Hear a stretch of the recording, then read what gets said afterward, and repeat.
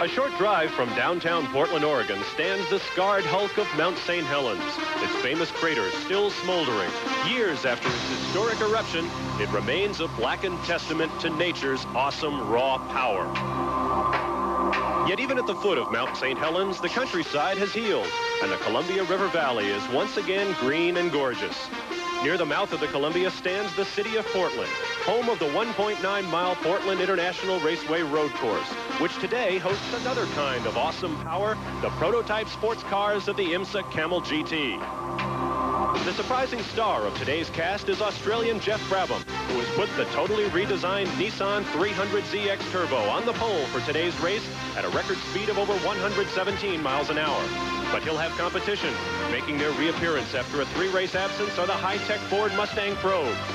Alongside Brabham on the front row is the blazing Chevrolet Corvette, setting up a horsepower showdown between this man, Cyril van der Merwe, and Brabham in the Nissan. Leading the Porsche effort will be world champion Derek Bell of England, driving in separate cars with teammate Al Holbert. Standing by here with one of the future stars of the IMSA Camel GT, Scott Pruitt, who'll be assisting in the Ford Probe effort. The greatest field of the year is here in Portland, and we're overcast at Portland International Raceway. Temperature about 75 degrees, perhaps not the best weather for watching auto racing, but certainly great weather for driving. Hello, everyone. I'm Bob Varsha, welcoming you to another edition of International Motorsports Association Camel GT Racing here on ESPN. With me for today's G.I. Joe's Grand Prix, Bill Adam. After a 1-race absence to drive in the 6-hour race at Watkins Glen, Bill, today's race, less than 2 hours, a totally different ballgame. Well, it really is. At Watkins Glen, we're faced with an endurance contest where pit strategy and teamwork makes a great difference to the overall structure of the race. This is a sprint race where you simply go as fast as you can, as long as you can, and there's no pit strategy involved. You got one pit stop, get back on the track and run as hard as you can. How about the track? Now, Watkins Glen was a long track. Here you've got the two, perhaps the most powerful sports cars in the field right up front. What kind of a track is Portland? Horsepower or handling? Well, the horsepower certainly makes a difference because it's a difficult car to pass, one that's going faster than you down the straight. But the torque that's going to be exhibited by the Jaguar will play a major force here. That car is very, very good coming off corners, and I think it's going to be a real contender today, Bob. We'll watch for the Jaguars as well. Patrolling pit road for us today at Portland will be Gary Lee, who is standing by right now with our pole sitter, Jeff Brabham in the Nissan. Let's go to Gary now. One of the pleasant surprises this weekend has been the return of the Nissan team. Now, Jeff Brabham will be driving solo and surprising a lot of people, perhaps not the crew, though. He sets a new track record. He'll start from the pole position. You guys were off the circuit for several weeks to really retool, redesign. Exactly what changes have you made? Well, the team made extensive changes to the bodywork and also to the tunnels underneath the car. And really just driving out of the pit lane, I can feel the difference. They've made tremendous improvements in the downforce that the car generates, and it hasn't cost us much in drag. So I'm very pleased with the way that the Nissan people have improved the car since at least the last time I drove it. You're not throwing around any figures. There was one figure I heard about 900 horsepower for qualifying, and all you're saying is that with a race set up, you're losing, what, about 10% of your boost? Well, I believe so. If you believe me or not, I really have no idea how much horsepower this engine gives. I haven't even asked them, but it's definitely a very nice engine to drive. We were about, 7-8 mile an hour slower than the Buicks and the Chevy at the end of the straight, which is really about where we figured we'd be. So now we'll just have to see what happens in the race. With the chicane for the Indy cars, without the chicane for the GP cars, which do you like the best? Well, I think I don't really mind if chicane is there or not for the Indy cars, but for the GTP cars, I think not having the chicane is a good idea because the closing speeds between the fast cars and the slow cars in this type of racing is so great that I'd hate to be trying to pass them going into the chicane. So I think it's a good idea that they don't use it. It's a short sprint race, important to start from the front. Jeff's on the pole. And further back in the pack here at Portland, we have a great comeback story. This was the scene in qualifying yesterday when young Davy Jones crashed one of the two cars on a BMW team. As you can see, Jones got out of the car. He was in good shape, but that number 18 machine definitely was not. The car was taken back to the pits, where it was discovered to have mostly cosmetic damage to the bodywork, very few mechanical problems, and miraculously, the crew was able to get the car back in shape to run today's race. Just moments ago, as the field was set, the number 18 car was right there, ready to go racing with the rest of this incredibly fast field. forms up for today's 300-kilometer G.I. Joe's Grand Prix. Let's take a look at this Portland International Raceway 1.9-mile road course. 9 turns, mostly right-handers, but some tight ones as well. Darren Brassfield will be sharing our number 68 BF Goodrich Porsche camera car today with Jochen Maas. We asked Darren to take us for a lap at Portland. Here we're going down Portland's long front straightaway, getting up to speeds of probably 185 miles an hour before we go into turn 1 and get on the brakes real heavy here. Downshift to 3rd gear, go through this corner right back into the power, getting speeds of about 105 miles an hour. Into turn 2, just keep it real tighty, coming up to a short little straightaway here. A little left-hander here, just keep it nice and tidy through there. Get on the power and going over to one of the most important corners on the track, because you're leading onto the back straightaway. Get in here, get the car turned, and right back into the power. Shift up to 3rd, then 4th, and then 5th. Reaching speeds of 170 miles an hour before we come into the quickest corner on the racetrack. Turn 8, downshift right here, just light onto the brakes. Turn it in, right back into the power here. Toss it back the other direction and get heavy on the brakes. Turn 9, get right back into the power. Come rolling out here, and then just to finish up the lap. Well, if you could take your eyes off the road during Darren's lap, you've got to look at some of the dark clouds hanging overhead here at Portland. But believe it or not, there is no rain forecast for today's race. Let's take a look at the way they'll line up. As we said before, Jeff Brabham out of Australia on the pole at better than 117 miles an hour in the Nissan. Alongside Sarah van der Merwe and Doc Bundy in the Chevrolet Corvette. One of the few teams that will be making driver changes in this short race today.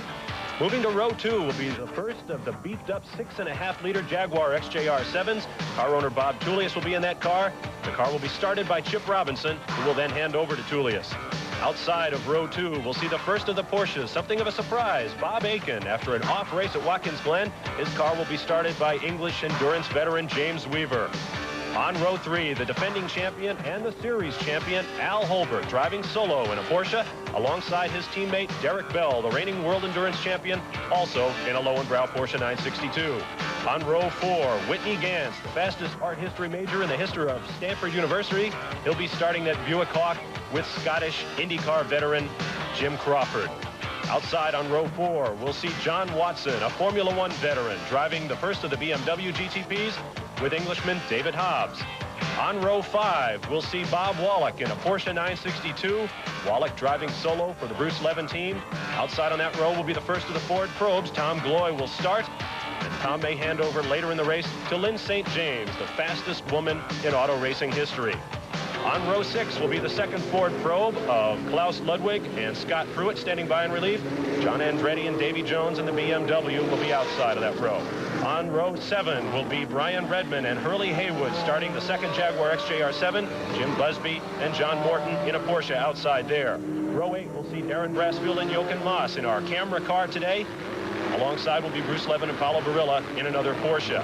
Row 9, Rob Dyson and Bryce Cobb in a brand new car. 4 days ago, this car was delivered and put together in New York, shipped out here for today's race. Bob Earl alongside in the leading Camel Lights car. Jim Downing will drive solo in a Mazda Argo on row 10. Outside will be Howard Katz and Steve Phillips in a Chevy-powered Tiga.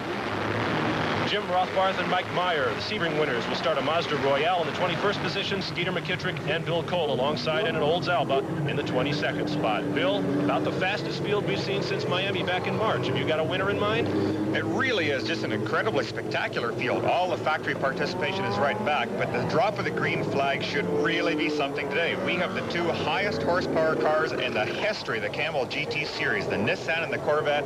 They're set up for the drag race of all time right here, and to pick a winner of the drag race, I wouldn't even hazard a guess at this one. Well, in fact, the front straightaway here at Portland is, in fact, a drag strip. It's over a half-mile long. We have the 2 most powerful cars in IMSA Camel GT racing on the front row. The Nissan and the Chevy will split 2,000 horsepower. The green flag is out, the hammer is down, and off they go. Here we go. You can just see the Jaguar trying to sneak up the outside, but horsepower is going to tell down the straight. Holbert, too, is coming up the middle there. Look at that, Bob. 4 wide on the front straight. Position changes right from the starting line. Give it to the Corvette as they head down into turn 1. Sarah van der Merwe and the Chevy Corvette takes the early lead. It's a clean first turn, and we are racing at Portland. Excellent start. A very, very good start by Holbert particularly. He made a good, clean start, used the horsepower available, and anticipated the drop of the flag to get that boost, the all-important turbocharger boost, into the position to where it was going to help him. He got a tremendous start. Al Holbert moving up from the 5th spot to 3rd on the first turn. There you see the order. Vandenberg in the Corvette, the Nissan, Holbert, followed by Robinson in the Jaguar, and Derek Bell running in 5th position. And we've got someone off. Whitney Gantz has taken the Buick off the track on the first lap. Oh, this is unfortunate. Right at the back of the field already. We'll take another look at that spin. Totally surprising when the tires are brand new, the tires are warm. He should be getting ultimate traction as we watch the Chevrolet completing the lap. Here's another look at Whitney Gantz's problem in the Buick. It's hard really to tell what happened there. He was so far removed from our camera position. It appeared that something might have locked up on the back of the car just a moment. Maybe even brakes with the cold tires, as you say, but the car, oh, now he's coming into the pit, so it looks like he does have some problem. Something mechanical wrong with the Buick-Hawk. Started the season as a 2-car team, now just 1 car. And we're back to action with the Chevrolet and Sarel van der Merwe leading Jeff Brabham in the Nissan. Good look there at a totally redesigned car, Bill. Very different from the Nissan that we saw last year. Oh, it's a very pretty car now, and the back of that car is quite reminiscent of the long-tail Porsches you see at Le Mans. It's very low and really stretched out quite a bit. It's a good-looking piece of machinery. Look at the number 44 Jaguar there as lap 2 comes to an end with the Rick Hendrick prepared Chevrolet Corvette on the post. We've already had attrition here. Gary Lee is standing by in the Buick pits. Whitney Gantz in the RC Buick-Hawk is back in the pit area as a result of an off-track excursion on the first lap. It's more or less a second inspection. They took off the nose, checked the front suspension. They're checking over the rear of the car right now. Gantz stays in the cockpit. His co-driver, Jim Crawford, stands by, looks over the activity as they're trying now to fasten that front nose. A very costly pit stop for a car that has perhaps as much horsepower in this Buick as any other GTP car out here. Okay, thank you, Gary. We're back up watching the battle for 4th as Chip Robinson has gotten the Jaguar around Al Holbert of the number 14 Porsche. Tough break for the Buicks, Bill. It's really unfortunate. As Gary said, this is a very high horsepower car, and Portland is one track that does benefit it. It's got tremendous torque, tremendous horsepower, and this long straight really helps offset the handling problems they've had with that old March chassis. So I must correct myself. I said earlier that was Al Holbert in the first Lowenbrow Porsche. That is Derek Bell up in 3rd place, closing in now as we watch Bell, the Jaguar of Chip Robinson, and the Porsche of Al Holbert making their way around 3rd, 4th, and 5th on the racetrack right now. There you see the Buick making its way back off pit road. Whitney Gantz trying to get back into the battle here at Portland. It doesn't take long for the field to get around on this 1.9-mile course. Under a minute in qualifying for the fastest cars, so you don't want to stay in the pits long if you can avoid it. A good look from inside the number 68 BF Goodrich Porsche at the hands of Jochen Maas, 41-year-old world endurance veteran living in Monte Carlo, originally from West Germany. And he's got all he can handle right now as you see the 07 Ford Probe of former Trans Am champion Tom Gloy bearing down from behind. These cars are running very, very tight right now, and Jochen may enjoy a very slight horsepower advantage with the turbocharged Porsche motor. But watch the Ford. He's staying close enough on the straight. Superior braking draws him right up. Look at him close up right there. It's a lighter car, much better at that particular point. As we've said throughout the year, keep in mind as we take a look at Jochen Maas that the Porsches are all carrying 160 pounds in extra weight this year, which has changed the brake balance in the cars and made the cars somewhat difficult to handle throughout the year, even though Porsches have continued to win their share of the races. Another look from inside the car as Jochen Maas takes us around Portland. We'll be back with more from the G.I. Joe's Grand Prix here on ESPN right after these words from our sponsors. Gary Lee with you as we watch the 83 Nissan of Jeff Brabham lapping the 24 Pontiac Fiero. That's the leader in the Camel Lights field. And Derek Bell will also put a lap on the slower, smaller Camel Lights car. Here's a look at your leaders. Sarel van der Merwe in the Chevrolet Corvette. 6 pole positions to his credit thus far this year. Leading this car, the number 83 Nissan. Right now, it looks like Jeff Brabham is driving very, very comfortably, as is this man. The Holbert team with Derek Bell and Al Holbert, each being an individual car, is just an awesome force today. They really are just spectacularly powerful. They both have all this experience. But Jeff Brabham right here is doing a beautiful job. He's running a very well-developed car. This is really surprisingly quick for this stage of its development career, and it's doing very nicely. Not only are we watching Chevrolet Corvette versus Japanese-built Nissan, we're watching East Coast versus West Coast technology. Corvette built in the shops of Rick Hendrick, a powerful NASCAR force, while the Nissan was built by Don Devendorf's Electromotive operation here on the West Coast. So the Nissan is very much a home team car in this race. Are you surprised at all, Bill? I mean, we're lapping in the 102 range very, very quick, and yet Bell is able to stay very close to the Corvette and to the Nissan, despite the fact that he's probably about 200 or 300 horsepower down to these two cars. Well, he really is down that much, as you say. And it's only Derek's experience and the experience of the entire Holbrook Racing organization is keeping him where he is. He, like Al, can never be counted out of a race, even with the Corvette here and the Nissan having a sizable horsepower advantage. Taking a look back now, you see the number 67 BFG car trailed by the 07 Jaguar. Excuse me, the 07 Ford, that's Tom Gloy in the Ford Probe there, and the Jaguar, number 04, driven by Hurley Haywood. This is an interesting battle to watch, Bob. You can see the power of the turbo Porsche stretch out a bit of a lead on the straight, and yet the Probe and the Jaguar regain some of that distance back going into a corner. Here we're coming onto a back straight. Let's just watch what happens when the turbocharger takes over. Look at this, drawing out, pulling out that extra little bit of distance. But watch when they get at the bottom of the straight. The light weight of the Probe allows him to draw right back up and maybe even take a shot at passing under braking. Here he is, closing and closing right through here. Watching the battle for 12th position on the track, 12th, 13th, and 14th, the three cars in your screen right now. Followed by the Buick, which is a solid lap down, even in the early stages here, after having early trouble staying on the racetrack. Now, look at the Probe. Here's a point where he may get a good shot at passing under braking. He's staying well within the draft, and he's going to try it. Tom Gloy, former Trans Am champion, takes a look inside of Jim Busby, but decides not to. The horsepower there is just a little too much at this point. He's got to get even closer to get that shot of passing under braking, but that's where the Probe has to do it, and then get a bit of a lead through this twisty back part of the course, so the horsepower advantage won't retake the lead going down the front the next time. Great example of the old and the new in IMSA Camel GT racing. And speaking of new, the Chevrolet Corvette in its first full season, the Nissan in its second full season, although the Nissan has had something of a spotty record. Talk about a difficult berth. That car crashed several times last year trying to just keep it on the racetrack. They went through suspension changes, bodywork changes. But I'd have to say right now, here in Portland, it looked like Don Devendorf has got the Nissan worked out, and with Jeff Brabham at the wheel, they are putting on a show for the fans here in Portland. Well, Jeff has really closed right up on the Corvette at this point, too. They were holding a very steady gap for quite a length of time, but at this point, Jeff is definitely closing on him.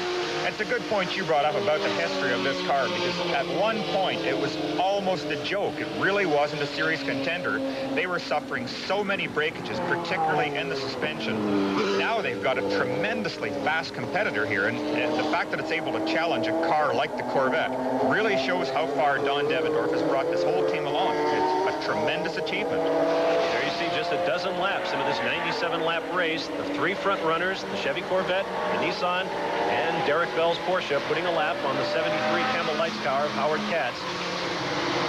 A rather small field in the Camel Lights division in this race. Only 4 cars made it on the track. Camel Lights being special class within this race for smaller, lighter weight, less powerful, less expensive prototype cars. Great racing machines, but no match for the speed of these big fire-breathing prototypes. There goes the Nissan. Unfortunately, Jeff got into the wrong position on that last lap there, having to lap the GTP light car in just the wrong... Oh, look at Derek, just sliding out of the corner there. Once again, Derek's getting his teeth into it, and he's having good fun out here. Well, that may explain what I was getting at before about how the underpowered Porsche, compared to those two front runners, is able to stay up. Derek Bell is just driving that car at the edge. You see him hop the curb as he goes through turn 8 into the long, sweeping turn 9. Love watching. Whoa, Derek. A little dirt tracking there. Ooh, an example of Derek Bell going beyond the limit in the Porsche, just trying to stay close. Here's another look. Watch as Bell dives into the turn. What has happened? Derek is so far on the outside of the track that he's getting the rear wheels off onto the dust and just the rubber particles that builds up. With a heavy braking application, this tends to lock up the rear wheels a little bit, but he held it. It made it look like an effortless slide. It was just no problem for him, when in actual fact, it's a very difficult thing to do, and he carried off that smoothly. Saw Bell control that skid by turning in the direction of the skid like every good driver will do. I guess that's what makes a world champion. Let's go down to Gary now. These teams are prepared to go the distance on only one stop, but the pit crew has to be prepared for most anything. They have their tools, the tires, the fuel, even spare body parts. But here at Portland, it's not difficult to remain prepared because the hauler is parked only about 75 feet away. Talk about preparation. Standing by with arms folded in the white driving suit, one of the great endurance drivers of the world, Brian Redmond, waiting to relieve Hurley Haywood. We'll be back to Portland after. Oh, now we got one of my favorite cars involved there, a certain number 85 Porsche. That's the Bruce Lemon Porsche that Bill Adams services here. Jochen Mass, the number 68 BF Goodrich Porsche, challenged by Wallach in the number 85 car, and Tom Gloy, the former Trans Am champ, driving the Ford Probe in third, and looks like they're both going to take a shot at Mass. Oh, good in-car shot there of Wallach getting by on the inside. Got a better run onto the straight. And again, it's so important with the momentum to get the turbocharger up on boost. You don't want the lag when you put your foot in the gas. There's nobody home. You want to get it there ahead of time, so you got it. And that's just simply what Bob did. He was ready, and look at the gap he's stretching out just by that little bit of advanced throttle application. Once more down the long front straightaway. Once again, this is a drag strip. These cars reaching terminal speeds in the area of 190 miles an hour. Then under heavy braking as they head into turn one. There you see the interval. Wallach quickly opening up a gap on Jochen Mass, the number 68 BF Goodrich car. Tom Gloy waiting his turn to try a pass in the 07 Ford Probe. And now we see the number 7 car of Klaus Ludwig, 3-time Le Mans 24-hour winners, pulling up behind Gloy. Excuse me, Bob. Just saw the back of Jochen Mass's car twitching there, even though both these probes are closing up on him and are obviously quicker through the infield section. Mass is driving this car hard enough that it's twitchy right now. He's got to be feeling a little frustrated. He's having a difficult time holding the Gloy car up at this point. Porsche being hounded by the 2 young Ford Probes. Here we go. Now the Fords will try and get on the gas as early as possible here to stay close, to get into that braking area and maybe take a shot at passing. They're right in the slipstream, in the draft area right now, trying to use all the help the Porsche will give them to stay there for a shot at braking. He may try it. Gloy looking to the inside. Oh, side by side through turn one. Jochen Mass from the in-car. Tom Gloy gets by. There may have been contact there, Bill. An excellent pass. Very, very well done. Tom got in as deep as he could to that corner and held his position. Jochen, with his experience, a brilliant driver, realized Tom was there and didn't come over to the point where he was going to force him off the track or put either car in jeopardy. Really smart move by both drivers. Oh, I think Gloy may be leaning a little bit on an ill-handling Porsche being driven by Jochen Mass. Now, filling up Mass's mirrors is Klaus Ludwig in the 7 Ford Probe, and Ludwig looks like he's going to take a shot, braking at the end of the long back straight, and he does. Yep, just slipped cleanly through. There's no problem at all. Again, a good spot to pass. Let's see what happens here. Okay, we're back up in the front now. You see Jeff Brabham taking a look on the outside with a Nissan around the Chevrolet Corvette of Cyril van der Merwe. But it doesn't look like he's going to get him as they head once more down the long front straight. Heavy braking into turn one. Boy, Jeff closed right up there to the point where I thought he was going to give Cyril a little bit of a nudge just to say, welcome to my corner. These cars seem to be spectacularly well matched right now. The horsepower is similar. The braking characteristics. Both cars look like they're handling the tight infield section very well. See, neither car is getting twitchy. They both look very smooth. It almost looks like the drivers aren't working hard at all, which in fact is not the case. But they're both well-balanced cars and really performing well. Great racing from front to back in this field at Portland International Raceway. 300 kilometers of sprint racing for these big International Motorsports Association Camel GT cars. Cyril van der Merwe, a rallying legend in his native South Africa, followed by Jeff Brabham, son of the former Formula One world champion, now Sir Jack Brabham. Here we go. Horsepower once again, Bob. Almost 2,000 horsepower sitting right there in that pair of cars. Indian file down the front straight. Brabham looking to the inside. Once more, it'll be van der Merwe. Now here comes Brabham up the inside into turn one. He's getting... Oh, there's contact. No, Cyril just chopped him right there. Here's a replay of it. You can see that Jeff is getting up the inside under braking. I don't think that Cyril knows he's here at this point. He's concentrating on the track, and something was knocked off the front of the Nissan. Saw the pieces fly. I believe it's the plexiglass headlight cover off the left front. Let's get a look. Yeah, that's exactly what it was. Now, I don't think that'll cause too much of a problem. There will be a slight aerodynamic change, but hopefully not too much. We should get an idea if it does cause a problem right away, because in the high-speed corners, this is where a loss of aerodynamic stability on the front end would have its greatest effect. So with a little bit of brute force, Cyril van der Merwe maintains his lead over Jeff Brabham in the Nissan. Now that, in no way, should be construed as dangerous driving on Cyril's part. Jeff tried a good shot up the inside, but Cyril held his braking late enough that Jeff did not have a clean pass. Cyril had a right to the corner, which he took. When he turned over, there was just a small contact between the cars, but excellent driving on both drivers' parts. I think I noticed a problem with the right rear. It would appear that Cyril van der Merwe didn't come away from that confrontation without some damage. The right rear tail light on the Corvette appears to be not functioning at this point. So the first blood is drawn in this battle at the front of the G.I. Joe's Grand Prix. Yeah, there you see the right brake light on the Corvette is not working. Yeah, you're right. It may just have knocked the wire off, but I don't think there's any impact at that point on the car that could be serious. A long-term effect on the car. You got to look there at the white-trimmed windshield of Al Holbert, who has taken over third place with teammate Derek Bell. So it is Corvette passing under traffic here, getting a couple of wheels off on the grass is Cyril van der Merwe, getting underneath the Mike Meyer, Jim Rothbard, yellow Camel Lights machine. Very interesting characteristics. Once again, these two engines. Look at Cyril swerving a bit in the straights, trying to get Jeff out of his slipstream. He doesn't want to help that Nissan. He knows the car is tremendously strong on the straights, and he wants to try and use the Corvette horsepower to make a little bit of a gap, give himself some breathing space. Something interesting here that we just saw in the back part of that picture. Both blow and brow Porsches are getting awfully close to our leaders. There we go, 1, 2, 3, 4. So it's Corvette, Nissan, Porsche as we continue the G.I. Joe's Grand Prix here on ESPN. Hope you're enjoying it, and you'll stand by because we'll be right back.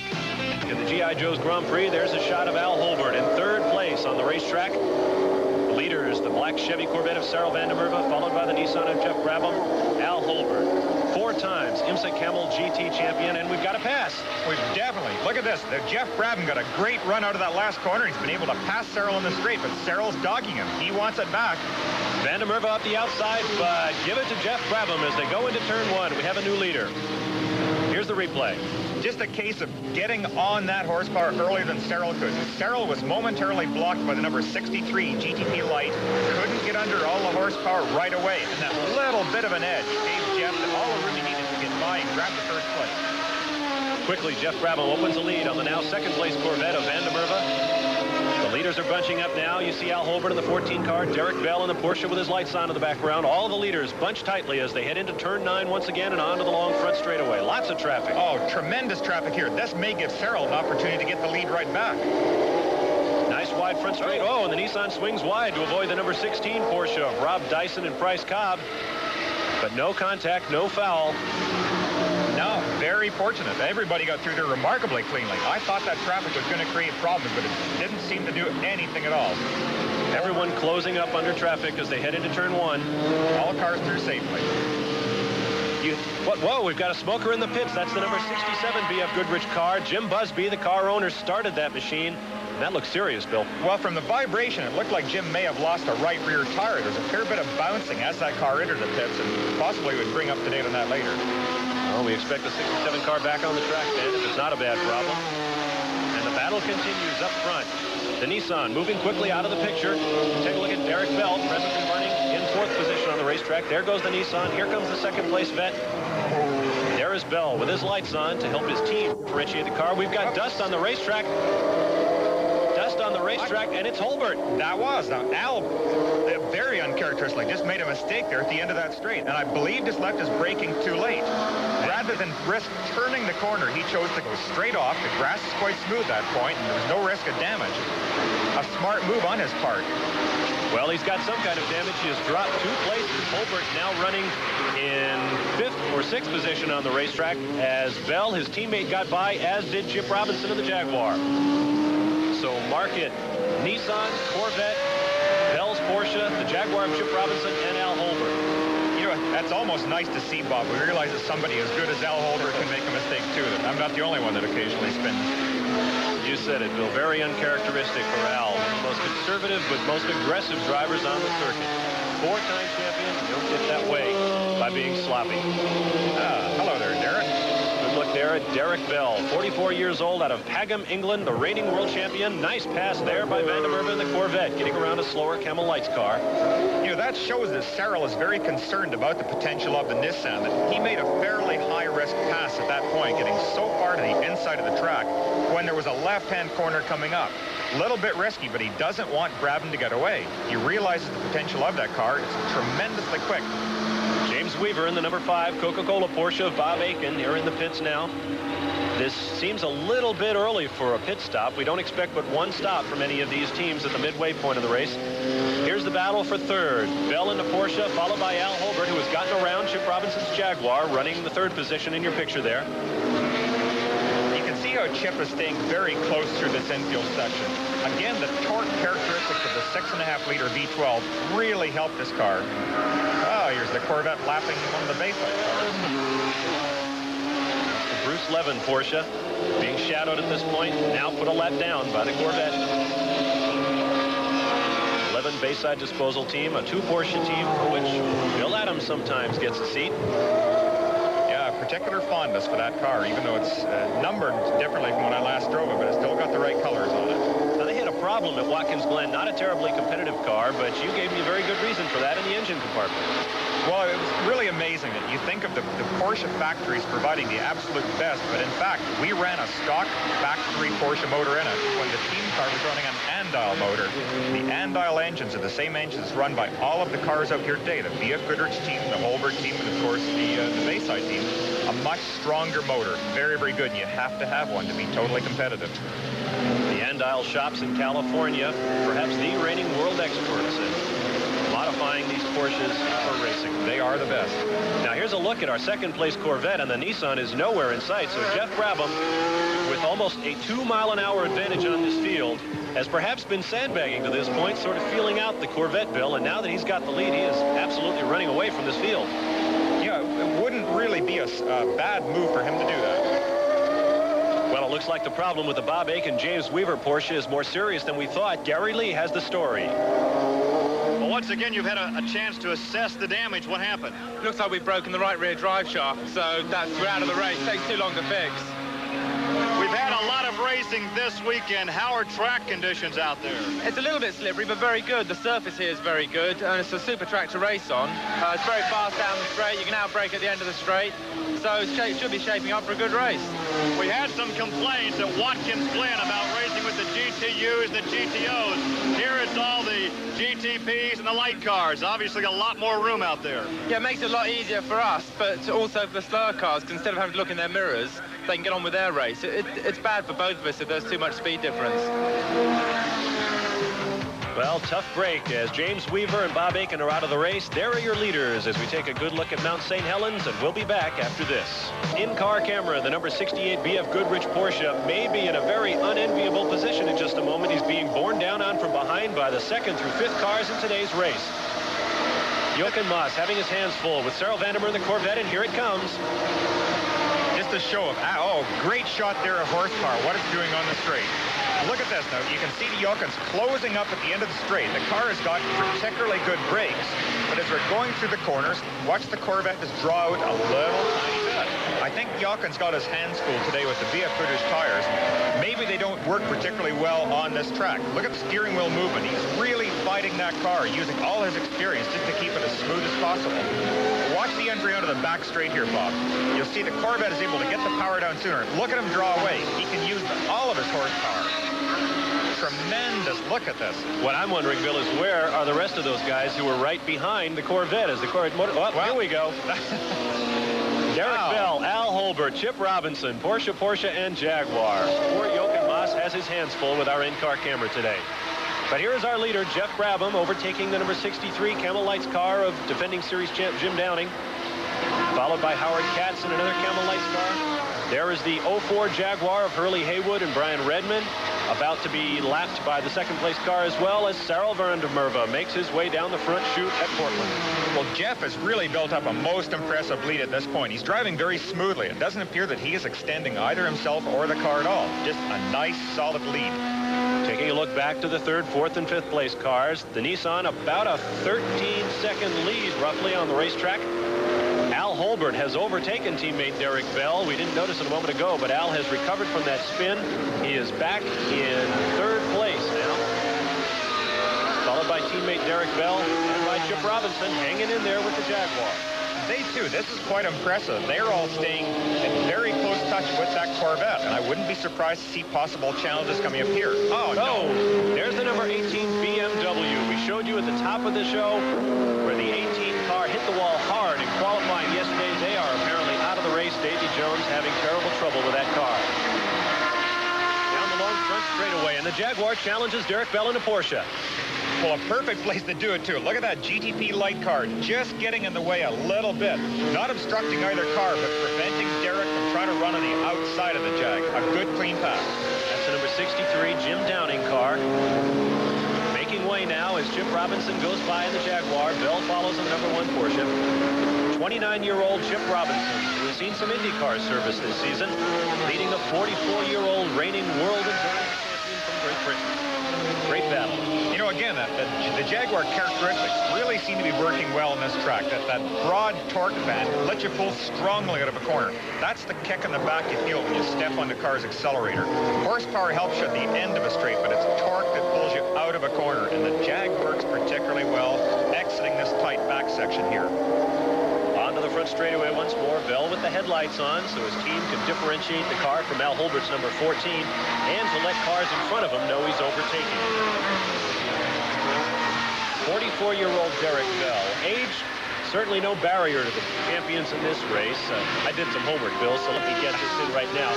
Klaus Ludwig in the Ford is 37. Haywood, 38 in the Jaguar. Holbert is 39 years old. Bob Wallach in a Porsche here is 43. Bell, 44. Brian Redmond in the other Jaguar, 49, as we watch the number 83 Nissan of a very young Jeff Brabham down the stretch. Most of these drivers over 35 years of age, and yet you've got dozens of World Endurance wins, some Formula One wins, 10 Daytona 24 hours winners in this field. Absolutely ageless drivers, great athletes. It really shows it that the age and the experience is so important to driving a car of this potential. This Nissan that we're watching right here, we're talking about a car that weighs approximately 2,000 pounds, half of what your street car would weigh, and with 1,000 horsepower to play with. You've really got a weapon if you don't know how to use it right. Jeff Brabham is making this all look so easy right now. Everything is smooth and effortless. Look at the car going around the corner here.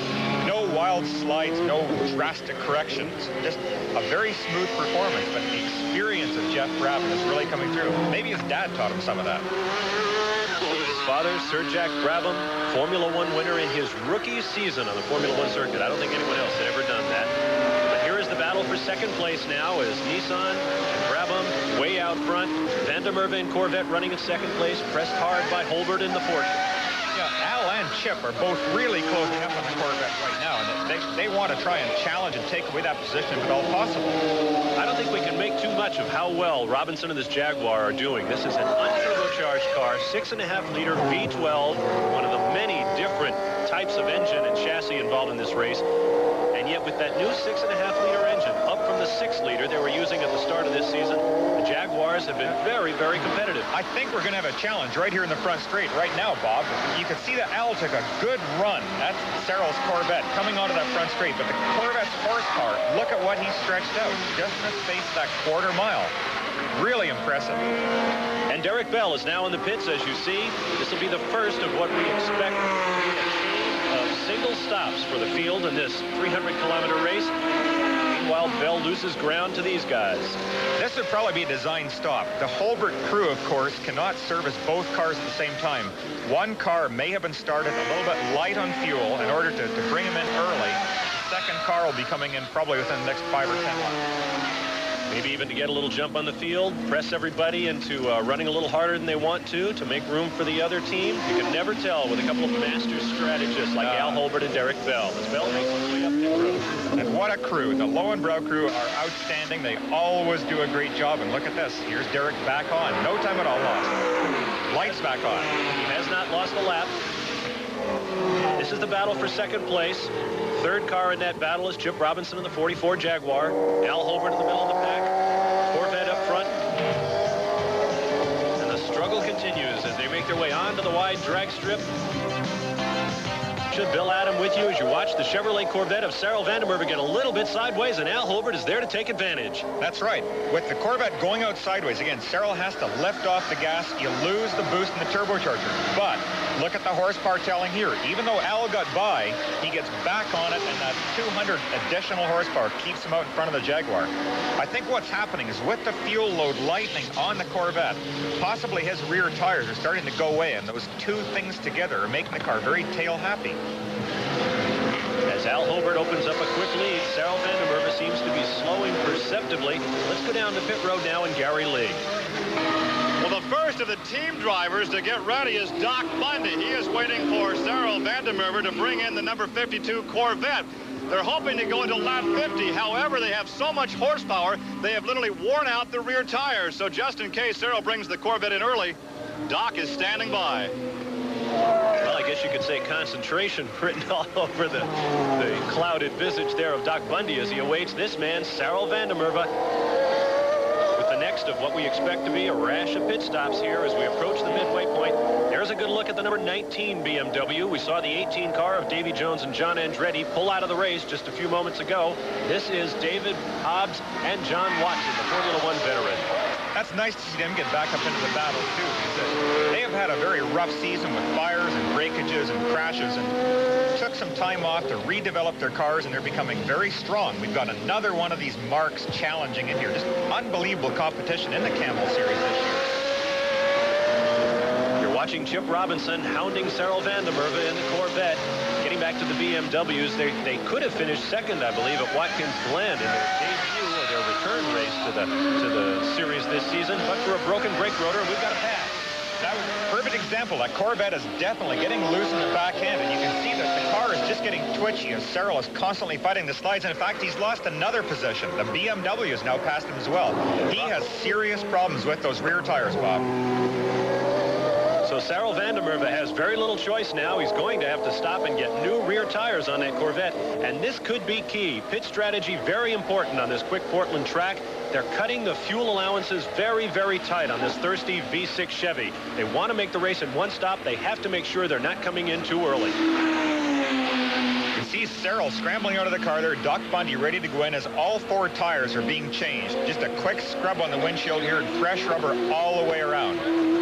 And that all-important fuel filling the tank on the Corvette. They hope to get through the race in one stop. Have to stand by and see if they can do it. Just about the halfway point. They appear to be in good shape, according to our numbers here. Our leader, 83, is also on pit road. As the Nissan pulls in, let's go to Gary Lee. And here is Jeff Brabham with the Nissan. The crew goes to work. Jeff is driving a solo, as he told us before the race. They have changed extensively the bodywork, the undercarriage to improve the ground effects. Look at the hot tires come steaming off that car.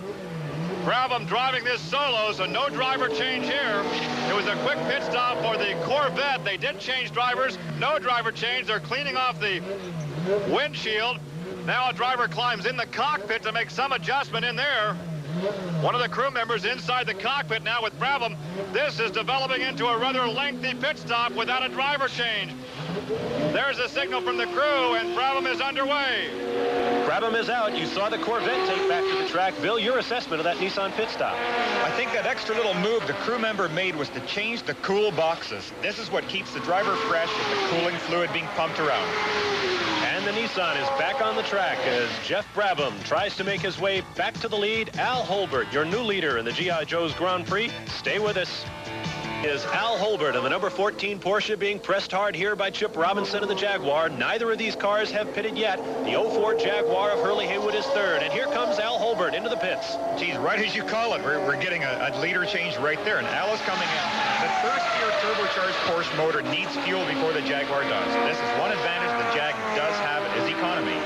We need to reiterate how important these pit stops are. There will be but one in this race, and we're having new leaders as each successive leading car pits. Right now, your leader is the number 44 Jaguar of Chip Robinson as the crew works on Al Holbert. Yep, there's our Jag going on the track. I could point out to the viewers, too, as the wheel was taken off the Lowenbrow car, that wasn't just dust. That was brake dust. The brake pads being worn down. That's the big poof you saw when the wheel was dropped on the ground. The fourth leader in the race is Chip Robinson out of Bedminster, New Jersey in the Jaguar. Stretch. Here comes Al Holbert out of the pits.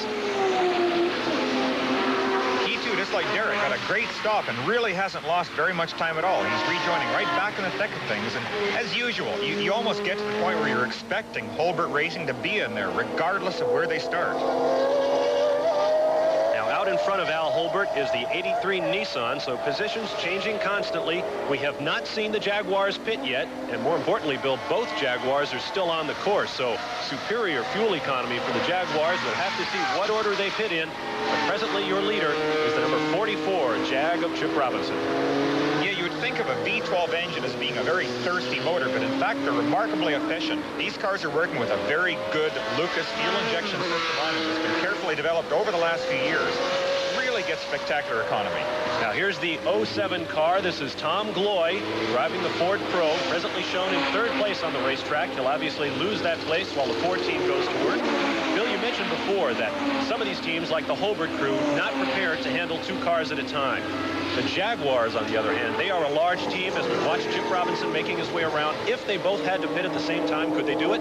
Yes, they could. They in fact have 2 separate crews. Each crew has a crew chief that's totally responsible for the car, and Lanky Fouché, my old pal, my old boss, he is the man that is actually the total man in charge. He oversees both cars, but each car does have its own crew, its own crew chief, and is a totally separate entity. Chip Robinson continuing to make his way around this 1.9-mile Portland International Raceway road course, trying to put a lap on the number 85 Porsche of Bob Wallach, opening up a big lead at this point. So smooth, very, very good to watch. Just noticed an interesting point in the pits there when Tom Gloy brought the 07 Ford in. That Lynn St. James took a look in the car. Tom must have waved her off because she closed the door again. Cool weather today, not terribly hard on these drivers, so it looks as though some of the teams are going to save the time expense of changing drivers. Klaus Ludwig, Tom Gloy with the Ford team. Gloy apparently will stay in. We'll have to wait for Ludwig to see what he does. But here is Chip Robinson continuing to make his way around, drawing ever closer to Bob Wallach in the Porsche. Something, too, that the viewers can be alerted to is the fact that you not only lose time in the driver change, but you have to readapt. Okay, you saw the Nissan in second place as the Jaguar team makes their strategic move, bringing in Chip Robinson, who we anticipate will get out of the car and hand over to Bob Julius as he does. Spraying the windshield there with a cleaning fluid. Now, here's the Nissan on the back part of the course. Is it possible that they're going to get by before the Jaguar leaves the pits? This is our question right now. This is a battle for the lead. The Nissan makes his way around. Will the Jaguar get back out in time for Bob Julius to retain the lead? The Jaguar crews are the best in the business. The Jag is down. The Jag is on pit road. Here comes the Nissan down the front straightaway. It's a race on either side of the pit wall. Here they come. And it looks like Jeff Brabham of the Nissan will take over the lead. Here comes Al Holbert in the second place Porsche. Holbert and 14 on the outside, the Jaguar on the inside, and Holbert takes second place, dropping Bob Julius and the Jaguar to third. Well, an excellent stop. The Jaguar fellas could not have done a better job, but simply that the other two were charging up so quickly, the momentum on the straight took them both past Julius and the Jaguar. Once again, that's the importance of fast pit work and no crew in the business. Whoa, Bob Julius getting used to the fresh tires on that Jaguar on his first trip around this PIR course. The Jaguars hold the record for fastest pit stops, in a competition held for these GTP teams sponsored by the Kodak people. The fastest four-tire change, driver change, and fueling has been accomplished in 25 seconds by those Jaguars. So you are watching the best there is right there. They are amazing. So our leader is now the number 83 Nissan.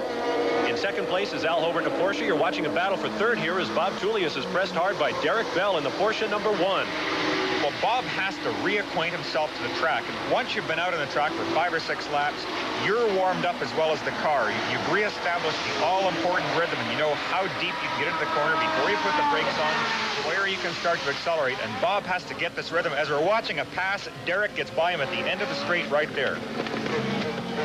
So as the Nissan makes its way through traffic in first place, Al Holbert in the Porsche is second, and teammate Derek Bell takes over third from Bob Julius in the 44 Jaguar. These fellas are really having a good battle out here, and hopefully as Bob's tires heat up and his own rhythm gets reestablished, we're going to have another challenge. Bob Julius, a former national champion in sports cars, as Derek Bell puts a wheel off. Along the ramrod of Jaguar racing here in North America. Here is your leader, and to help you learn a little more about these complex cars, ESPN and the International Motorsports Association present this Track Fact. The brakes on an IMSA GTP car are air-cooled. Now, on the Porsche 962s, just below the headlamps, is the air intake. As we take off the fiberglass nose, we can see the hose that directs the air back to the rotor. The rotor is finned and also drilled on the side to dissipate the heat.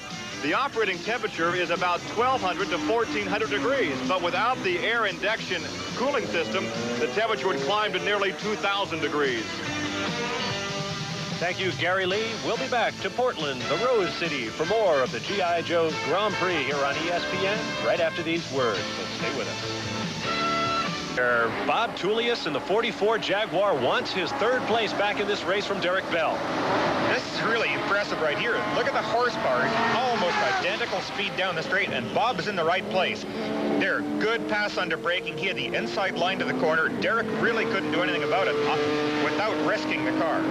Bill, I know you used to drive for this Jaguar team. You know Bob Tullius well. I've got to think after all the frustration the Jaguar team has been through this year, that was a very satisfying pass.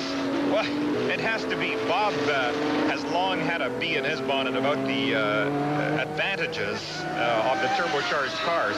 He was the one that lobbied for the additional weight being put on for the turbocharger, the boost control knob being put on the outside of the car. And certainly he, as much as anyone, really loves to beat the Porsches. Porsche and Jaguar, along one of the great rivalries of motorsports, continuing today here at Portland, Oregon, in the International Motorsports Association Camel GT Series. An interesting little point right there. You can just see the front end of Derek's car is up in the air. He must have broken a hood pin someplace. There's a little bit of a gap between them, and this maybe is causing some sort of an aerodynamic problem in the high-speed section. The Jaguar and the Bell Porsche both putting another lap on the 24 Pontiac Fiero. That's the leader in the Camel Lights race within a race here at Portland. You see another of the Camel Lights cars, the red 73 Howard Katz Chevy-Tiga up in front there, or Tiga here from Great Britain. The cars are built. Derek Bell losing on the interval to Bob Tullius. Bill, I'd have to guess Derek's having some problems with that Porsche. He shouldn't be losing ground like that. No, Bob is... Oh, we've got a car off the course. It's the Camel Lights leader. It's Bob Earl and the Pontiac Fiero. They're smoking the cockpit. Safety worker on hand. Lots of smoke. It brings back memories of Watkins Glen of a fire extinguisher going off, but I think it's more serious than that. Bob does have some problem here. That it doesn't appear to have damaged the car externally, but I don't think the engine is quite right. Yeah, a little smoke there. Earl wiping his eyes. That had to be acrid smoke. It looks like perhaps the engine mounted amidships on that car has blown, and plenty of acrid smoke in the eyes of Bob Earl.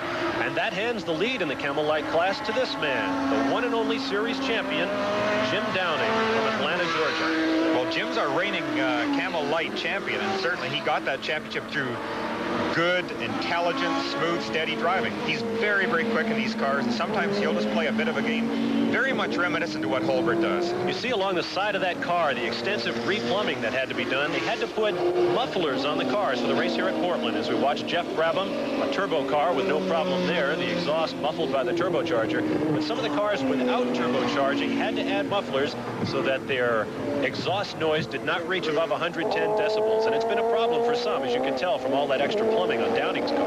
Well, I think it's a delight for some, too, because the Mazdas certainly are loud. Another good look from inside our 68 VF Goodrich camera car, Darren Brasfield from Los Gatos, California, now at the wheel and now being passed by the leader. There's that Nissan horsepower once again. Talking about tremendous horsepower in the Porsche, 800 horsepower, but look how the Nissan just blows by him down the street. And that's the product of recent redevelopment on that car, and we talked with car owner Don Devendorf about the kind of work they had to do.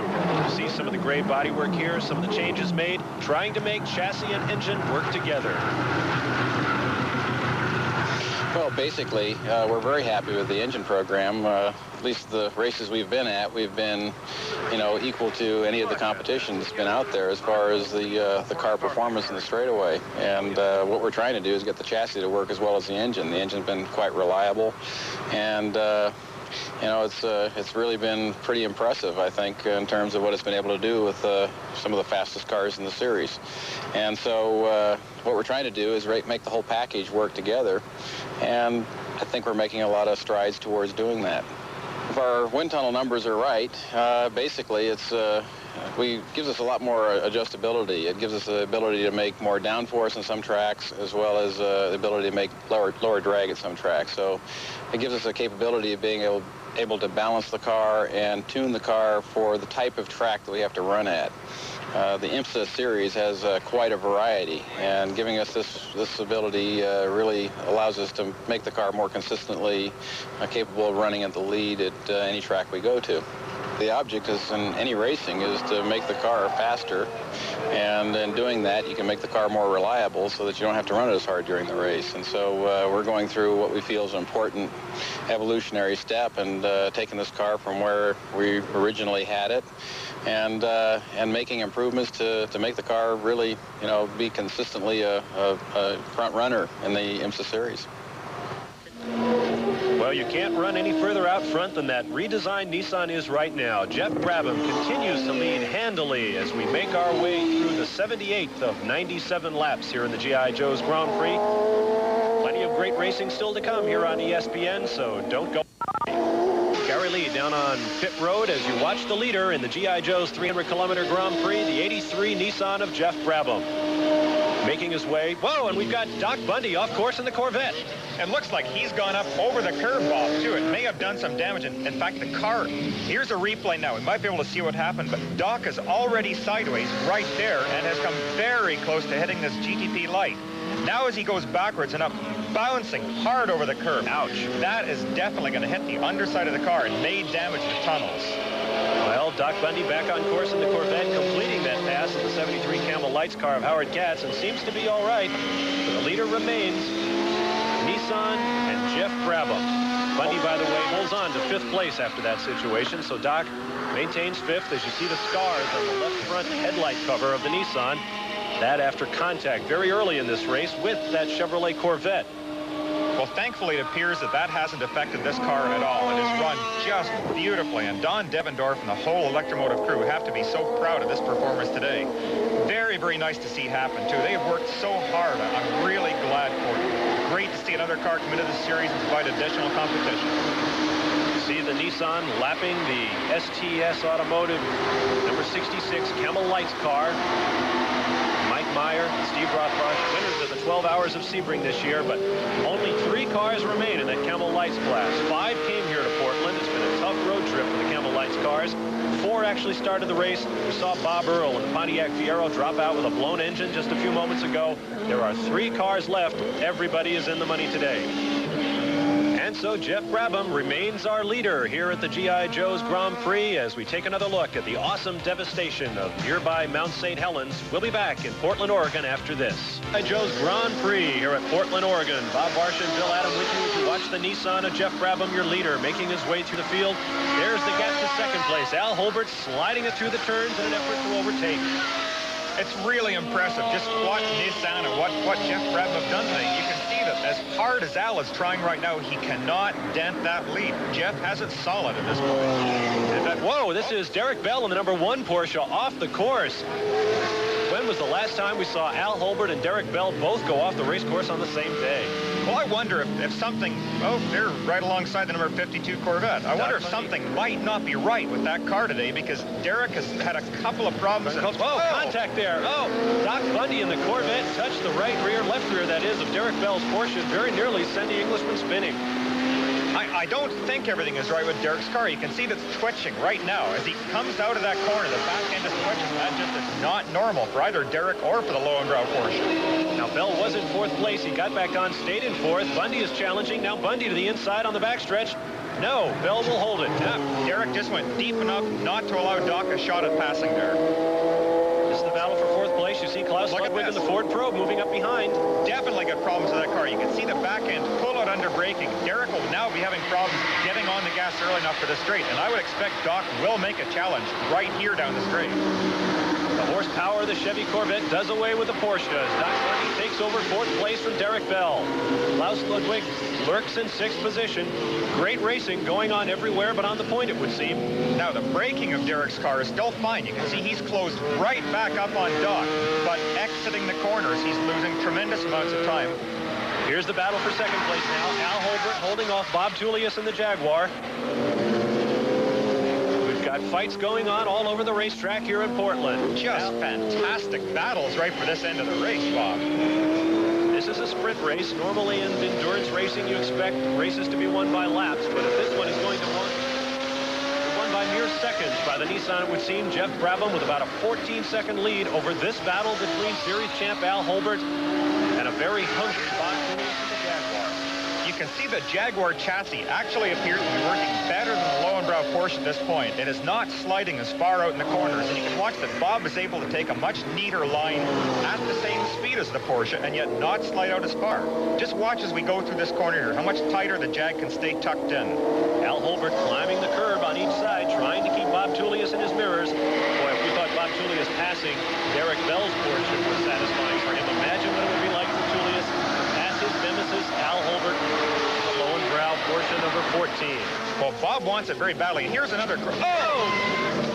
Oh, the battle for, let's see, 4th, 5th position there, and Klaus Ludwig got right under the tail of Doc Bundy's Corvette. Here it is again.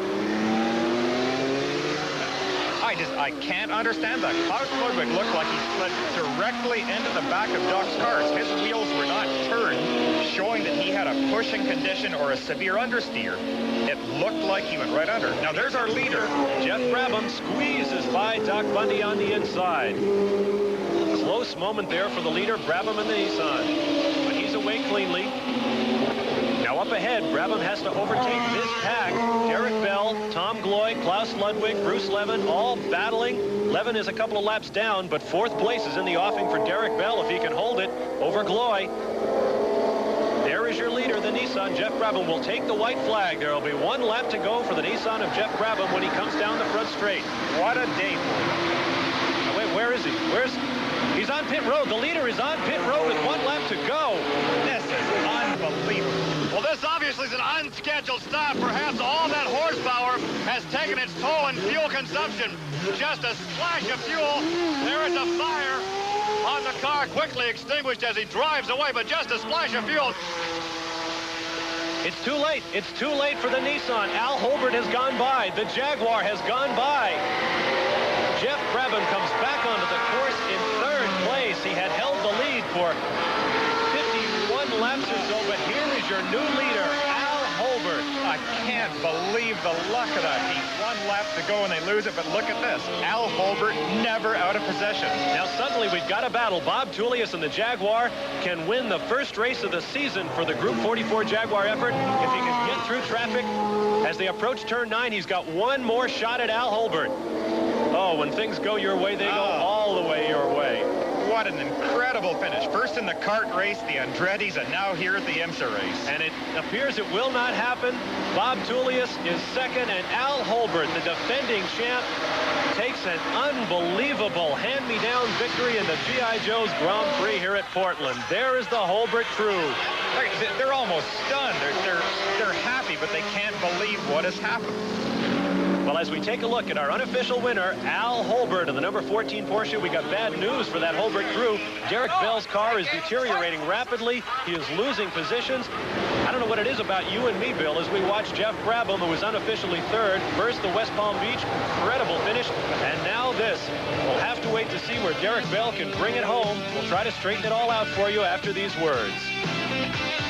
Official top 10. Al Holbert picks up his 5th victory of the season over the Jaguar of Chip Robinson and Bob Tullius. Brabham finishes 3rd after that incredible last lap stop for gas. Ford's in 5th and 6th position. Derek Bell drops back to 7th on the last couple of laps. Gary Lee is standing by with the happy winner, Al Holbert. Well, sometimes it doesn't always take the fastest car. You wait for the race to come back to you, right? Boy, I tell you, it must look like we have so much luck. I can't believe it.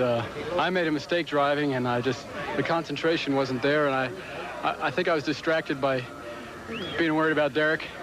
He did a wonderful job, but I was watching that too much, and I made a mistake. And then on top of that, I mean, Jeff's car is just too quick for us here, and the BMW is too quick for us here. But I feel magnanimous right now, and maybe that's I'll pay tribute to the rules makers that we've created parity. But for the Porsche Lowenbrow car, I'll take it any way I can get it. Is it easier to run 2 drivers in 1 car than to spread out your effort and drive 2 cars? We're learning. I'm not sure. I think maybe it is. You know, Derek and I work so well together, and maybe it's not the smartest thing to break up that relationship. He was going real fast there. I'm not sure what his problem was, but my car just had a little more grunt down a straightaway, I guess, and I had a little better balance through some of the slow corners, but I'm not sure what. We may have to think real hard about doing this again. There was some confusion in the pit area as to who actually won the race. Was there any confusion in the cockpit of number 14? My guys were telling me we had one more lap to go, but we didn't have any doubt where we were on the racetrack. We were very concerned about pesky old Bob Tullius without any horsepower. He just keeps hanging around even though he doesn't have any horsepower, and he was right there. So we felt we had one more lap to go, but I was real happy to see a checker. You'll take it anyway. Yeah. Congratulations. Thank you very much. Well, one more lap couldn't have made it any more exciting than it was. Here's the race summary. Race time, average speed of 108 miles an hour plus, not a record. 97 laps, sorry, that's the way the official scorers have it. Brabham, the fastest qualifier. Van der Merwe, the fastest race lap. Standing by now with that disappointed Jeff Brabham, Gary Lee. Jeff, what a victory celebration we would have had you had 3 more gallons of fuel. Yeah, it's unfortunate, but you know, we ran good in the race and just came up short. There's nothing I could do about it, and you know, I'd like to thank the Nissan people for giving me a great car, and I'm sure they're gonna be tough for the next race. In retrospect, could you have stretched out that first stop for an additional 2 or 3 laps? Well, we're a little bit unknown because, you know, with a new car and everything and the little amount of time we had in practice, we didn't ever ran the car dry, you know, and we felt that we went just over halfway, you know, on our first stop, and, you know, we might have had a fuel leak or something, but it definitely was unexpected. Obviously, though, it is a car to be reckoned with. Well, I certainly would say so. You know, the car ran great all day and never gave me any trouble whatsoever. And, you know, I had to drive pretty hard to stay ahead of Al, but as I say, it just wasn't meant to be. Well, our condolences to Jeff Brabham. Here are the point standings in the IMSA Camel GT points battle. Al Holbert with a fat 44-point lead over his teammate Derek Bell. Remember, that's the way they finished last year. Bryce Cobb with the Rob Dyson team in 3rd place. Well, all the laughter turned to sorrow in the Nissan GTP pits just after Jeff Brabham returned to the track with the fuel he needed to finish the race. 1st to 3rd place is bitter consolation for that team. Yet one man's sorrow is another man's joy. And from defeat came victory for Al Holbert's Lowenbrow crew. What more can you say about the frustration and disappointment mirrored in the face of Jeff Brabham? But to the winner go the spoils, and our congratulations to Al Holbert. For Bob Varsha, Bill Adam, and